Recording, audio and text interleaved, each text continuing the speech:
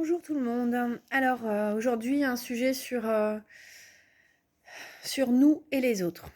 Alors nous, les personnes qui avons perdu un être cher et qui sommes profondément affectées, et les autres qui peuvent être nos amis, nos familles, des personnes de notre entourage, hein, sans forcément une grande proximité. Alors vous avez forcément noté, hein, il y a des choses qui se produisent. On a souvent tendance à remarquer qu'on va perdre des amis, des membres de sa famille. On va s'éloigner tout au moins. Et puis, à contrario, on va découvrir des personnes extraordinaires qui vont être là, présentes, comme elles ne l'avaient jamais été avant. Ce sont parfois des personnes que l'on connaissait, avec lesquelles on n'avait pas forcément des relations très approfondies, et qui vont avoir une présence extraordinaire. Ce sont parfois des personnes que l'on ne connaissait pas du tout, et qui vont, par hasard, hein, se trouver sur notre chemin, mais voilà, ce sont à chaque fois des rencontres incroyables, hein, et qui vont nous marquer, qui vont être des piliers quelque part pour nous et qui vont nous permettre de continuer d'avancer. Alors, comment réagir? On a tous été tentés au début d'être en colère, d'envoyer promener certaines personnes de notre entourage qui n'étaient pas assez présents. On a certainement été tentés de leur dire ce qu'on pensait.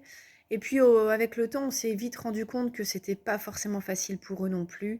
Que se trouver face à nous, c'était se trouver face à beaucoup de questions, à à des peurs qui renvoient à leur propre peur à eux de la mort. Surtout quand on perd un enfant, je pense qu'il y a une projection naturelle qui se produit. Et ces personnes ne peuvent pas s'empêcher d'imaginer ce qu'elles souffriraient. Et du coup, il y a une sorte de désir de rester éloigné de tout ce qui peut nous faire penser à cette souffrance-là. Alors il faut accepter. Il faut accepter ça et puis il faut se dire: «OK, d'accord, bon, bah, c'est pas grave». Peut-être garder des relations, peut-être les perdre, hein, peut-être les retrouver plus tard, ça peut arriver aussi.